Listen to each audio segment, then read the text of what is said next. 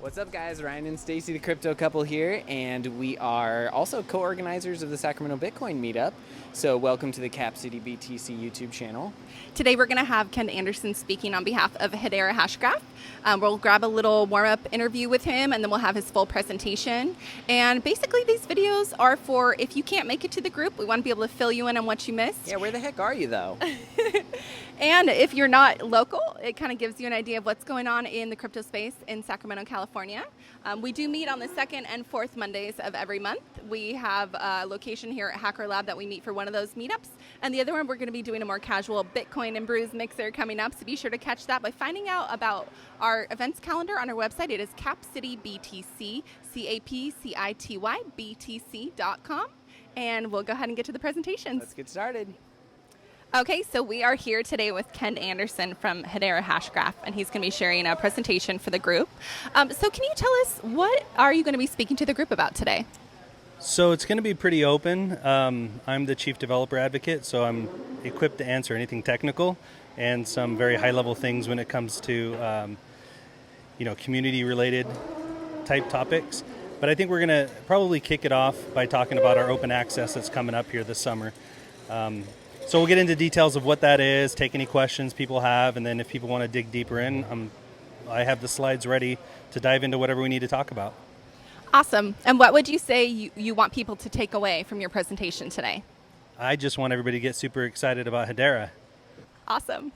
What sets Hedera Hashgraph apart from anything else in the crypto space? Yeah, that's a great question. I'd say, first of all, security. It is the most secure protocol out there. It's also the fastest one that's proven. So in our early test last year, we were getting over 100,000 transactions per second. Wow. And here at Open Access, we're looking at about 10,000 transactions a second, and then we're going to optimize up to what we hope is the kind of a growing TPS over time. So we've kind of seen what we're capable of doing on a consensus level from last year's tests. And then this year, with all of the overhead of signature validation and cryptocurrency transfers, we're starting to see what the real numbers look like, but we also know that there's lots of room for optimization, so we're kind of excited about where that can grow too, knowing what we saw last year and what we're seeing right now. And where can people go to learn more about Hedera Hashgraph? Probably the best place is hedera.com, Hedera.com, and that'll get you all the resources. If you're a developer, there are links there for developers. If you're an investor, there are links there to talk about the token economics and things like that. Thank you so much. Yeah, my pleasure.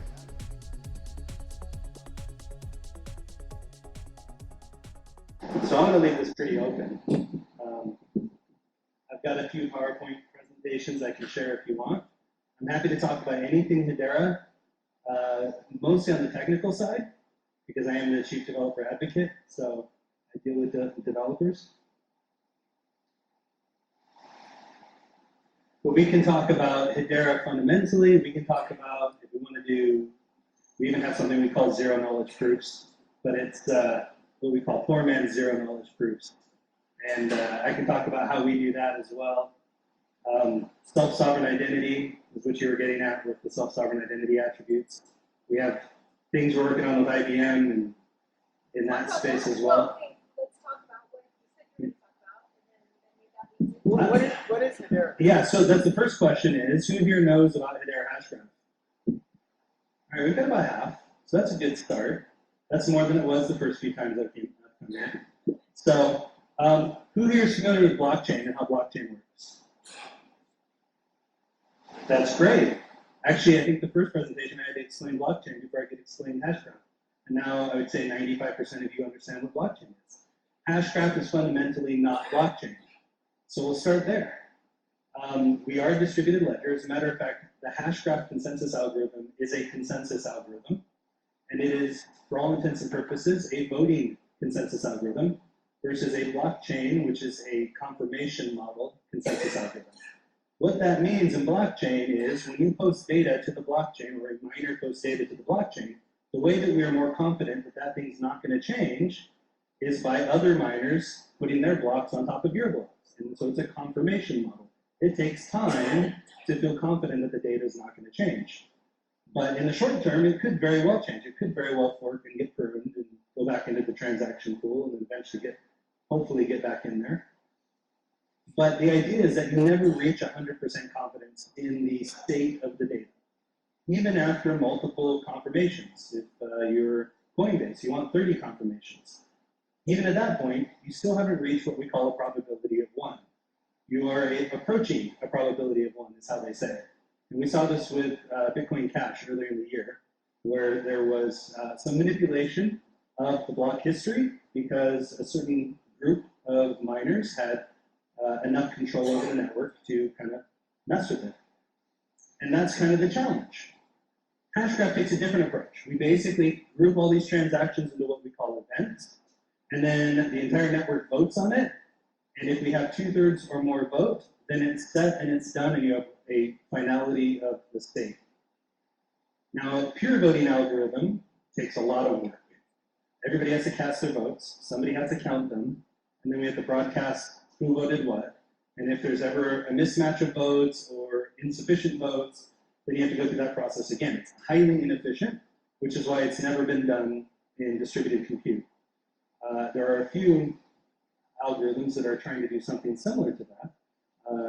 PDFT, Raft, those projects are trying to do something close to what a pure voting algorithm is. Everybody casts their votes, and then you have a leader who counts the votes and then broadcasts the results. Those are really slow, they have a limit, and you have a leader, which is not a good thing. It's never good to have a leader in a distributed network, because that becomes your weak point, that becomes your vulnerability. Blockchain, specifically the proof of work, the strategy has been, how do we randomize the selection of the next leader? There's still a leader, but we don't want anybody to know who the next leader is going to be. So we're going to have a bunch of people solve all these very complex problems, and whoever can solve it first and then have other people confirm on top of them, that was the leader back then.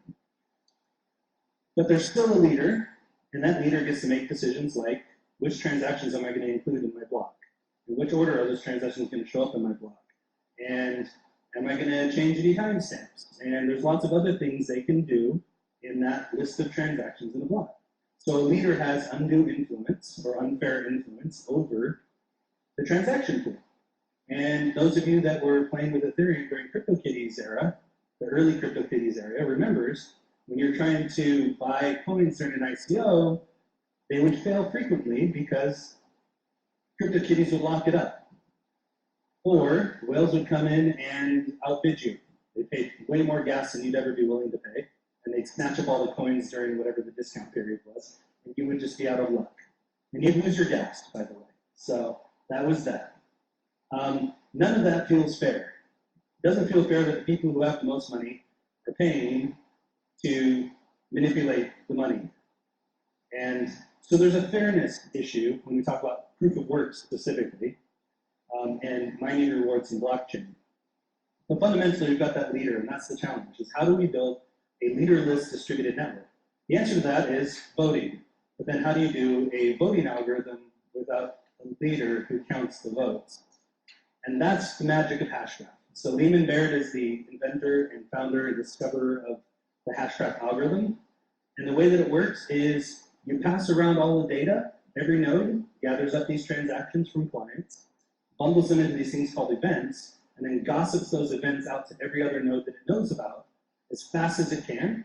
And it adds 2 chunks of data, about 8 bytes of data. What is the last event I created, and what is the event ID of the last event I heard about from somebody else? Those 2 little pieces. What it does is it creates this binary ancestry tree. And once that binary ancestry tree gets sufficiently mature, you can run some very simple math. I won't say simple math, deterministic math against it and calculate who in the network knows about what data in history.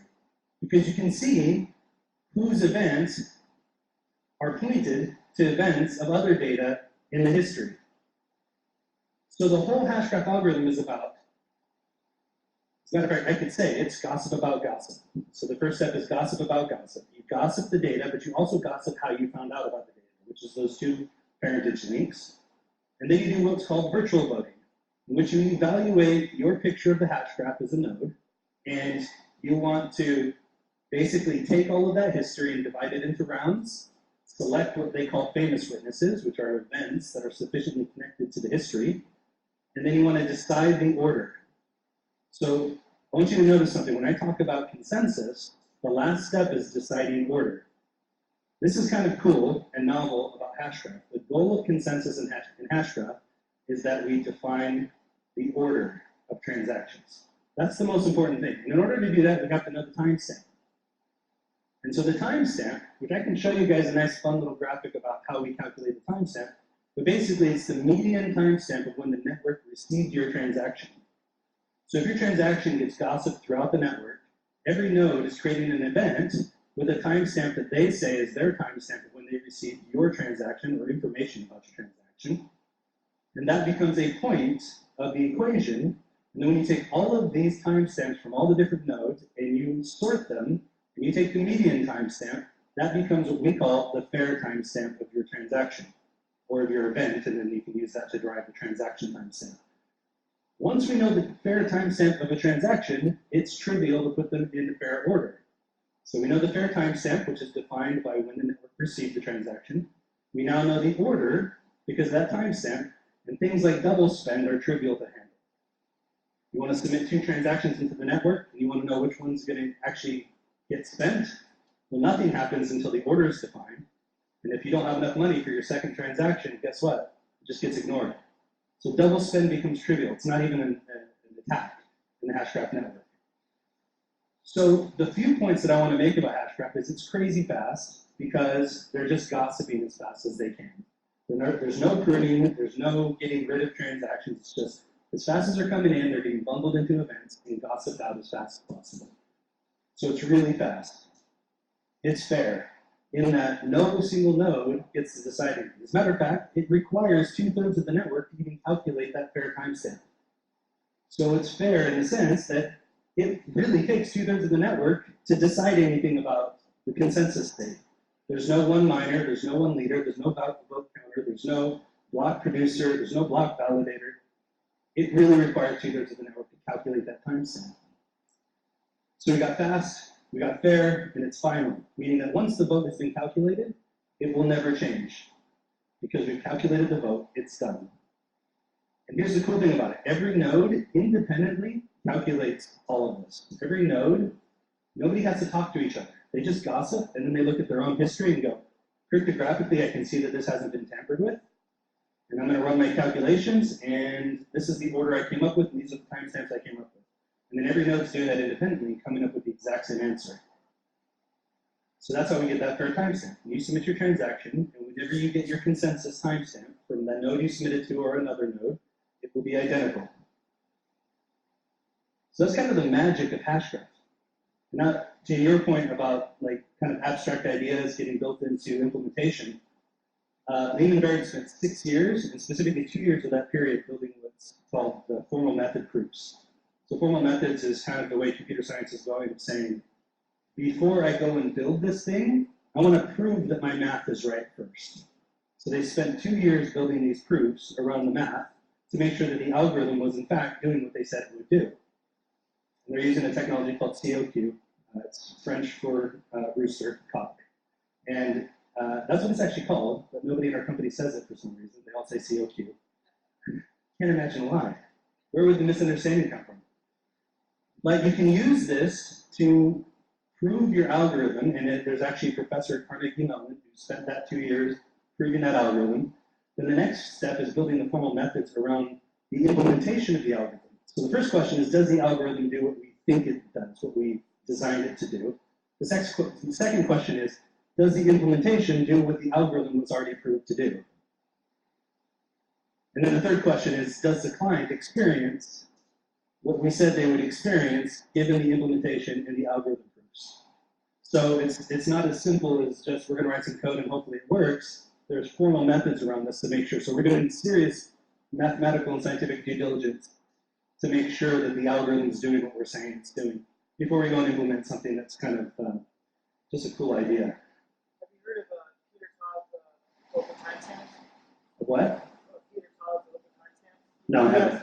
Yeah, it might be worth looking into that because basically what you described right now is basically the whole function of that Peter Todd report developer for Bitcoin. For Bitcoin? Yeah. Very cool. So you guys spent 2 years doing that pattern, Yes. and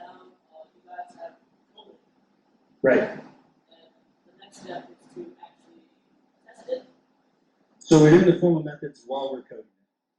We want to make sure that various parts. Now it's not 100% code coverage yet, but we know that the algorithm's sound, and we've tested the algorithm using unit tests and end-to-end tests to verify some of our assumptions. But formal methods is going to kind of cover those gaps as those mature. It's a fully consensus algorithm. Correct. Yeah. So let's clarify that. This is I want to make a distinction here, and I'm glad you brought it up. So Hashgraph is the algorithm. We'll just say that. Hashgraph is the algorithm. It's a graph of hashes that you run a virtual voting algorithm against to deterministically calculate timestamp and order. Hashgraph is the algorithm. Hedera is the public network built on top of that algorithm with Hashgraph as the consensus. So if you go to our website, it says Hedera Hashgraph.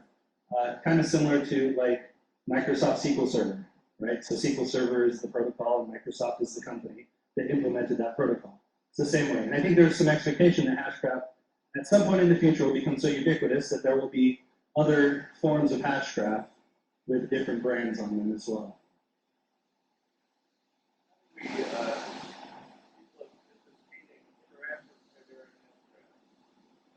Yeah. Absolutely. So that's a very good practical question. How do you get involved with Hedera Hashgraph? You can actually go to Hedera Hashgraph right now and go to the portal and complete KYC and download the wallet and pair the wallet with your portal account and get an account on Hedera Hashgraph with 5 HBARs that we're just going to give you for creating the account because we want you to play with the network. So that's probably the first and foremost. We're in what we call closed access. So we technically launched on August 24th. We minted 50 billion coins. That's all that will ever exist. That's out there. But since then, we've been in what's called closed access. And closed access means we have to build a community and show utility before we can launch it on exchanges. So we spent the last year doing that. We're about to go into open access, which is supposed to happen here in the next month, where the difference functionally or practically is we've got an API, and there's something called Create Account, or Crypto Create Account is the resource on the API. That's turned off for everybody except our portal. Our portal can create accounts for people, but nobody else can. Once we go into open access, anybody can invoke that function. So we're going to unlock that function, and anybody can invoke it, including exchanges, which means that exchanges can create accounts to be the mediator accounts or the proxy accounts for users. Users can create accounts and get funded from exchanges. So there's lots of cool things we get to do once that open access happens. But I would say step one, you can go to, you can either go to hedera.com, hedera.com, or portal.hedera.com if you want to just get right into the KYC process. And just aside from the efficiencies or the technology, what is the purpose of Hedera and this technology? What is the as opposed to a centralized? So it sounds like maybe there's mining or something involved. There's not technically mining involved. Okay, so there's no mining. Okay, so basically there's some kind of so I'm just kind of trying to reduce it down to something that I can understand. And I have a reputation for always asking stupid questions. But okay, so there's no mining. What is the purpose?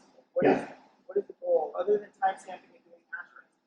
All of stuff, or getting rich on the currency. Maybe that's what it is. Oh no, yeah. So fundamentally, the goal is how do we get fair ordering on inputs for calculations in a distributed manner? The cryptocurrency is a security mechanism for the public network, and it may make you a lot of money, and I hope it does, but fundamentally, the cryptocurrency is there to prevent civil attacks. But I mean, yeah. And incentivize node hosts. Was it proof of stake or essentially? It's proof of stake, yes. Okay, so proof of stake is very susceptible to civil attacks. But what I'm saying is what is the actual, like, let's say I'm just like Joe Schmo and I just want to use this. What do I do? Yeah, that's like asking, how do I use a database? What does MySQL mean to me? Like, So, tracking financial data? But as an end user, though, end users don't care if you're using a database or a GraphDB or NoSQL. They don't really care what you're using. What they care about is the results. So I'll give you a really good example. So Google Cloud has a product called Cloud Spanner. They're currently using PBFT, which is not ABFT and also not as efficient as Hashgraph. And it doesn't have 100% consensus, and it does have leaders. But their problem that they're trying to solve is, if I have a bunch of databases, how do I keep all my databases in sync? Because right now, you have this master-slave concept where they have to directly communicate with each other and try to solve things. But what they discovered is that if we order the transactions before they go into the database, I can have every player in this distributed database ecosystem submitting transactions willy-nilly into this pipeline that then orders it, and then everybody runs the transactions on their own database in the same order, which means we're all going to have the exact same database. What's that? It's not useful? No, I'm just asking what differentiates it from Oracle. I'm just asking, I'm an asshole. So you're asking, how does that differentiate from Oracle? Yeah, like Oracle. So Oracle doesn't do distributed databases. So, but by distributing the database, you're actually making it less efficient, right? Yes, absolutely. But you're making it more fair. So in other words, I as a database admin have no control over your database. I can't go in and change permissions on you.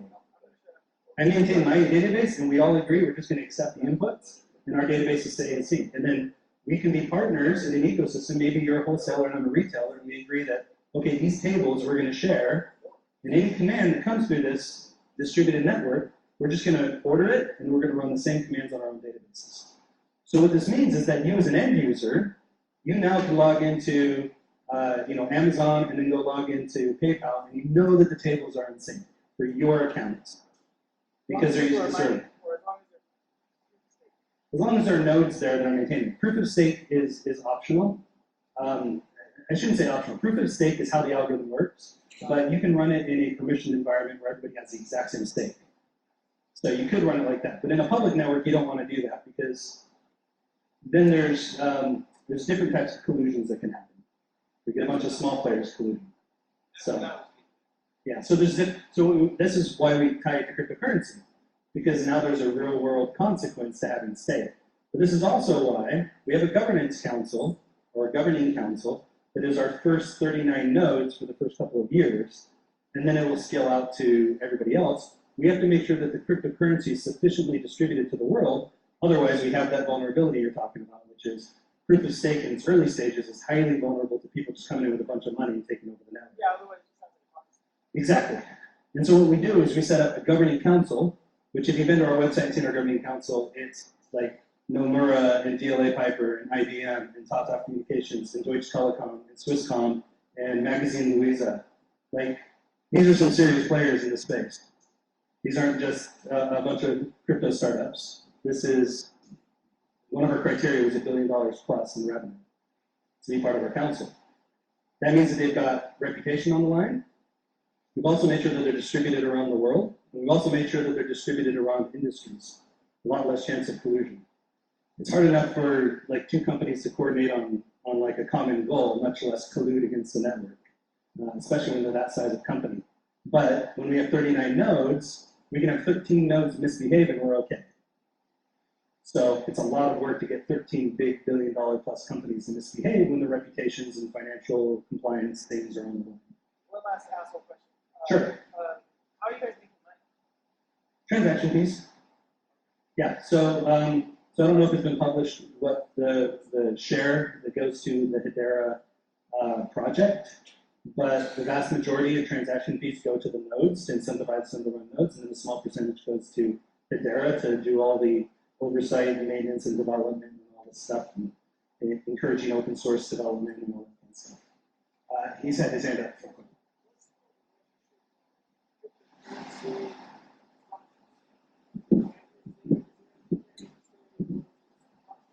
Yeah, so it's not a blockchain, but the cryptocurrency is the stake on the network. So you can think of it this way. Hashgraph is a voting algorithm. 1 coin equals 1 vote. And if you have more coins, you have a bigger vote. And right now, the nodes have even distribution of the treasury. So, and more than 2/3 of all of the coins are locked up in treasury right now and will be until I think 10 years out is the release plan. So in 10 years, over the next 10 years, it'll slowly move out, because what we want is we want more people holding the coin and less collusion. And the best way to do that is to lock up a bunch in treasury and slowly trickle it out. So we have kind of this phased approach, and people sometimes try to crucify us on this one, which is, well, you guys are a private network. Well, no, we're a public permission network for now. And then as the coins are sufficiently distributed and we are no longer susceptible to a Sybil attack or even just an early proof of stake attack, then we start allowing trusted parties to host nodes. And then after we feel sufficiently like that's all working and the coin has been even more distributed, now we open up and say, okay, we're officially a public network, anybody can host a node, and we're off to the races as a public unpermissioned network. So we'll get to that point, which is kind of a cool thing because when I'm calculating the vote, when I'm calculating consensus, all I need to know, have I received enough events from at least 2/3 of 50 billion coins? I don't care who's in the network. I don't need to know all the players. All I need to know is I've received events from these players and I've added up all their coins and it's at least 2/3 of 50 billion. Cool, I've reached consensus. So proof of stake becomes extremely efficient in that manner. If you think about proof of work, 90%, if not more, of the energy in proof of work is spent solving a problem to be the first leader to win the puzzle. If we eliminate proof of work and we just say it's a simple equation of adding up a bunch of coins and saying, all right, we have enough votes, that 90% of energy usage, maybe even 99% of that energy usage goes out the door. So think about the efficiencies of the network. And kind of a result of that is that, you know, a cryptocurrency transaction is 1/100th of a penny to execute a cryptocurrency transaction, and that won't, unless the council decides to change it, that's not going to change. It's not like there's a gas in a race. It's just everybody submits transactions, and you pay that 1/100th of a penny, and it doesn't matter how much you pay because everybody's going to pay the same. It all comes down to this fair ordering, and transactions are going to get processed. Actually, right here, because.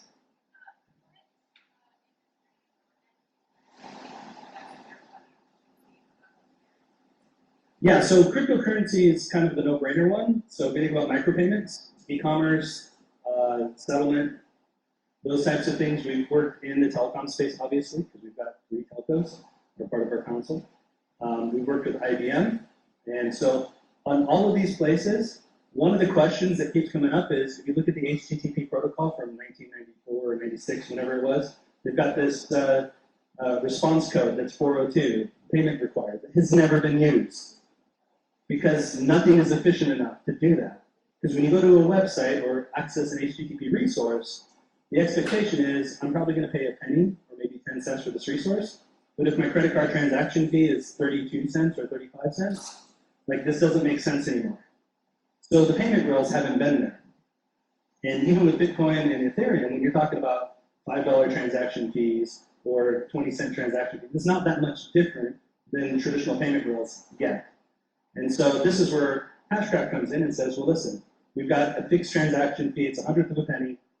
I don't care how big or small your transaction is, now you can, as a content creator or as an e-commerce company or as a website host, what if you were to say, specifically as a content creator, I've got a bunch of videos I want to post, and I don't want to show ads to my customers, and they can pay a penny every time they watch one of my videos, and they've got a little wallet in their browser extension that just, every time they watch a video, just ticks off 1 penny.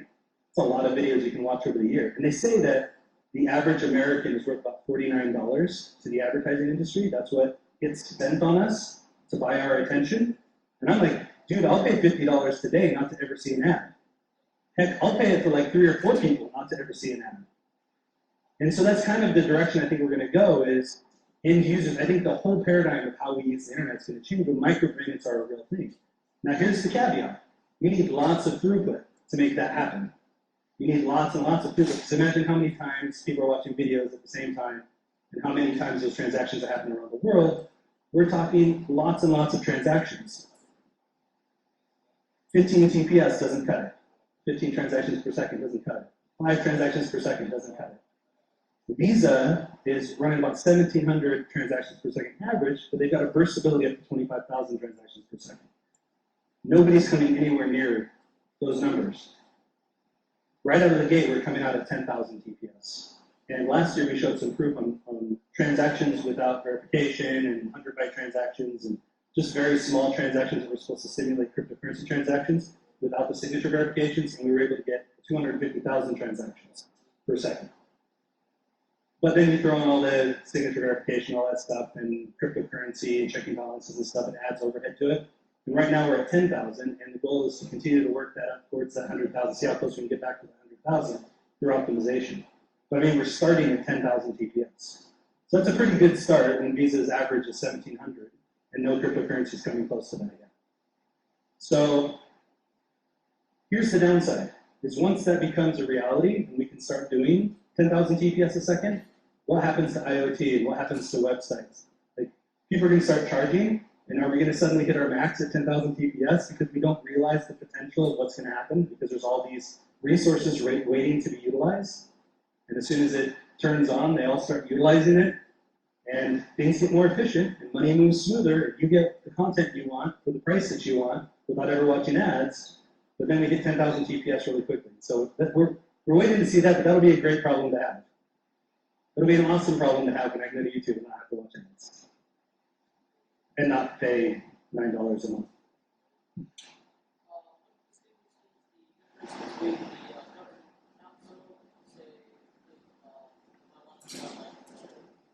Yeah. Yeah, so that's actually a great question. So what are the boundaries of the governing council's powers, right? So the governing council has a few roles right now, but we'll talk about like what its permanent roles are going to be, which is basically to govern the development of this, so to govern the fee schedule.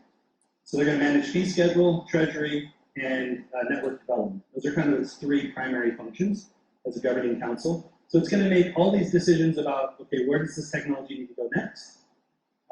Should we sell from the treasury or should we buy into the treasury? So we buy from the market back into the treasury. So crypto economics are going to be in charge of that.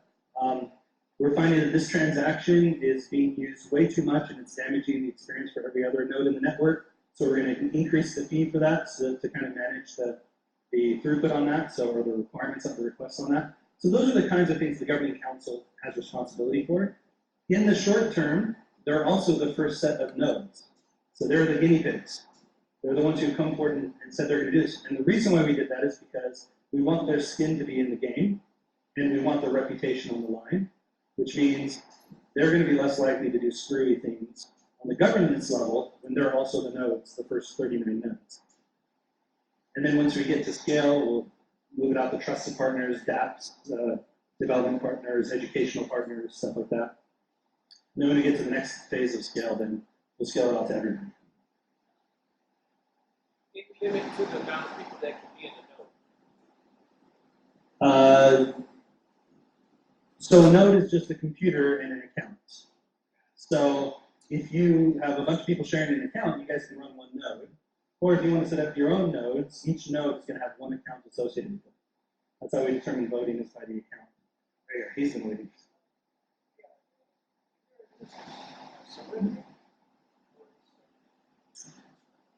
So yeah, so let's talk about what Hedera offers to developers. So we've really got 4 APIs.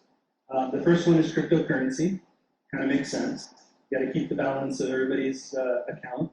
We also have to facilitate transfers and account creations, and there's some really cool features on the cryptocurrency API, including like native multi-sig, multi-tier multi-sig.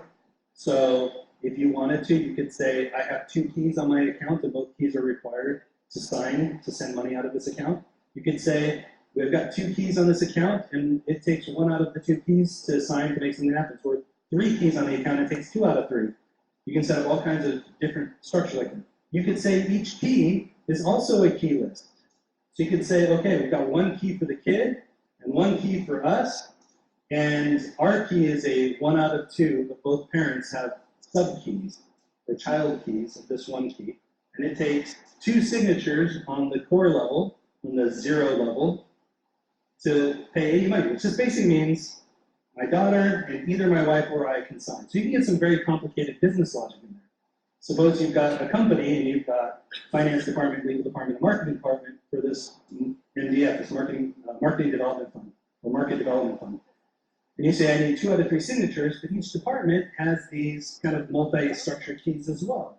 So it takes either the CFO or any number of his accountants to sign off on the transaction in order to make this work, plus the CMO or any one of his marketing junkies over here, the marketing monkeys, to sign off on this for this transaction. So you can get very complicated business logic just in the key structure alone.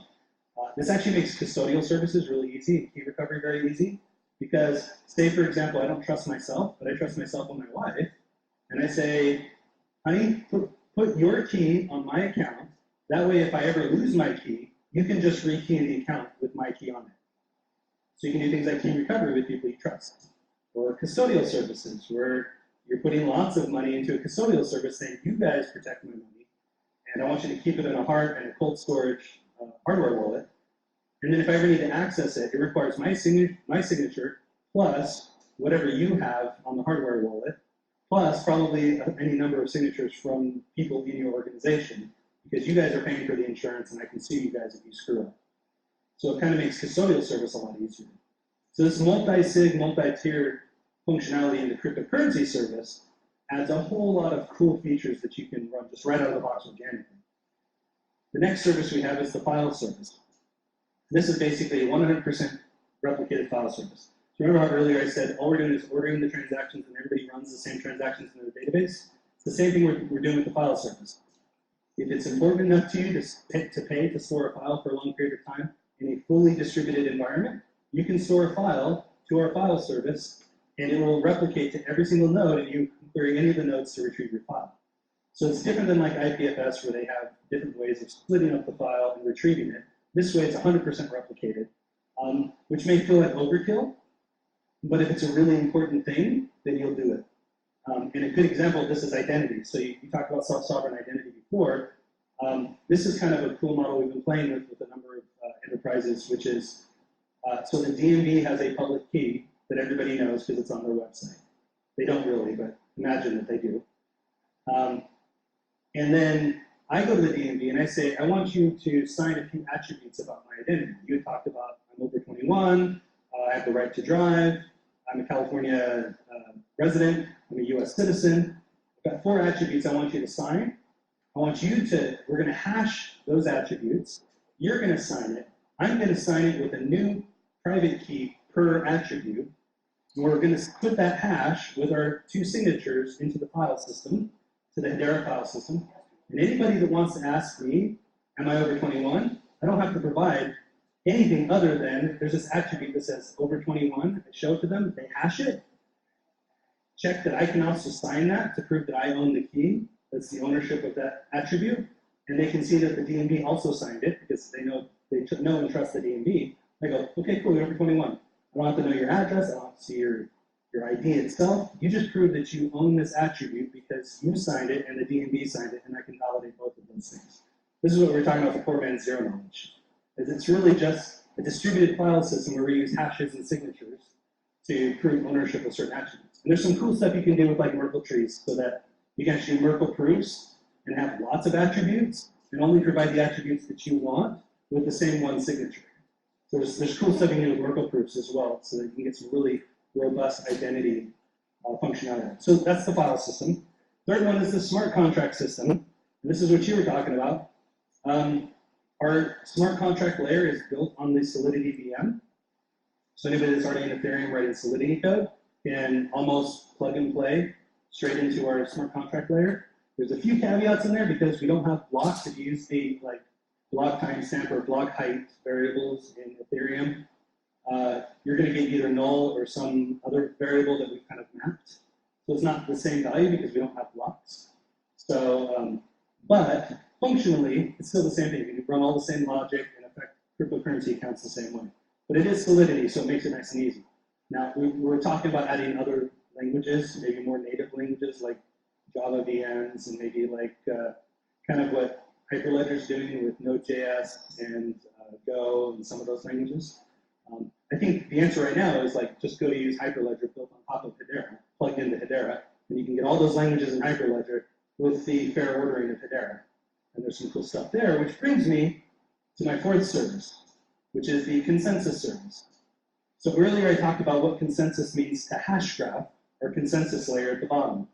And it's all about ordering transactions, getting those timestamps and ordering those transactions.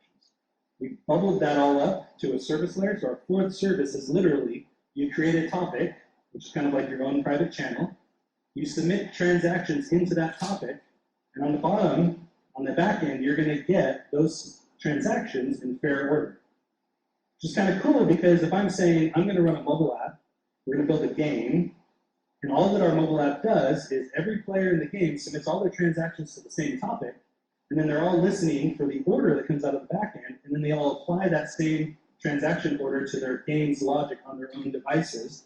And as long as they're not hacking their devices, they'll be in sync with every other computer. Now, if you hack your own device, it just means you're out of sync with everybody else and you can't play with them. No harm done.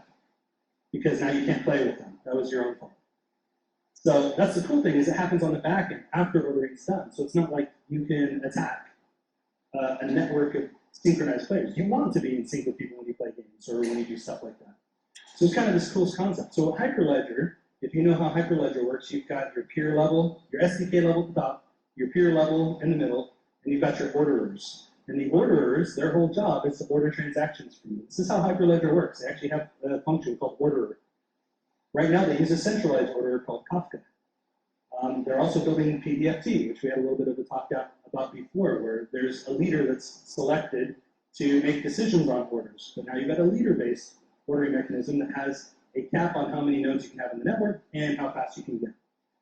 So what we've done is, we're working with IBM, we've designed a plugin to Hyperledger so that you can leverage our Hedera Consensus Service, HCS, which is that fourth service, where just like in Kafka, you create a topic. Hyperledger, you still go through the endorsement process with the peers and the SDK, the client, and then they submit those endorsed transactions to the orderer, which is really Hedera. Those get ordered and come back up to the peers, and then they get executed on by the peers. So in other words, what we're basically saying is, like, all that power that you get with Hyperledger Fabric, you now get fair distributed ordering that's fast. Which is kind of cool, because if you think about it, this is global ordering. So there will never be collisions between transactions in our Hedera Consensus Service. So if we've got 2 or 3 Hyperledger networks that all want to interact with each other and do things like atomic swaps, they can use the same consensus service topic, and now they know that we don't have to talk about what we're talking about together here. We don't have to share information from our private networks, but we also know that our transactions will never conflict.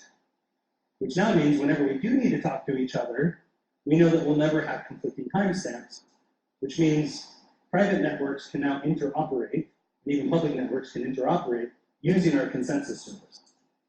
So this is kind of one of the things we're thinking about of, like, well, if Hyperledger can do this, why can't every distributed ledger use Hedera's consensus service to get that fair ordering and fair timestamp and speed that is necessary to operate the rest of the stuff? So we're in some of those discussions too. How do we take other DLTs and plug those in? I know we've talked to, like, Earth Corda for the banking space. I got an invite a little while ago from Enterprise Ethereum to talk to them, and we talk at their conferences all the time. So, so that's the fourth service. So I took your question and turned it into, let's talk about all 4 services. The one service you were asking about. Yes. Consent or smart contracts are in Solidity. That's the very, very long answer to that.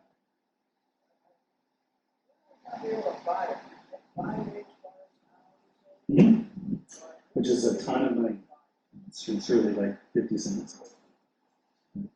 But yeah, so once open access happens, exchanges will start selling, and people who have more than 5 HBARs will probably start selling through those exchanges, specifically SAP investors who probably bought at a lower value than what it will go on in the public market, and then we'll let the markets take care of where that cryptocurrency goes from there.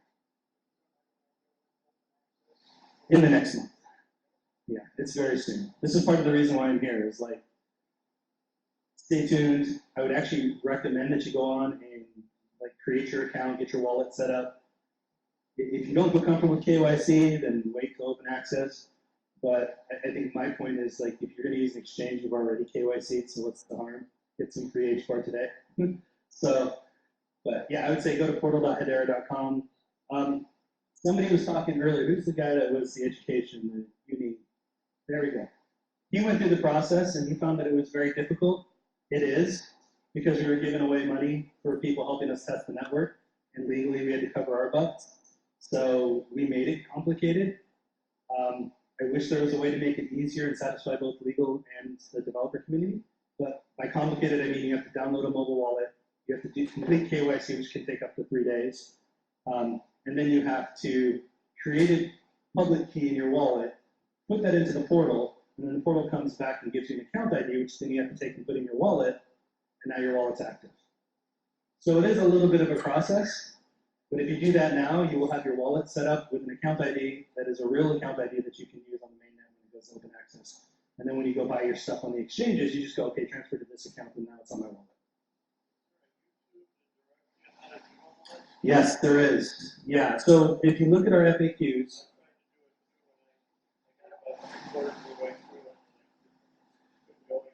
yeah, well, for better or for worse, I'm a developer at heart, and I fought really hard for a simpler process, and I lost on some levels. But, you know, I understand it though, so I understand why that was the decision that was made. But there are YouTube videos. Our FAQs are great. We've got an amazing support team, so you can jump into our Telegram or our Discord, and anybody will walk you through that. I will warn you, if you jump into our Discord, it's 6,500 developers, and they do not talk cryptocurrency. They'll help you set up your account, but they're not going to talk about buying and selling coins, and they will politely ask you to go to Telegram if you start having those conversations.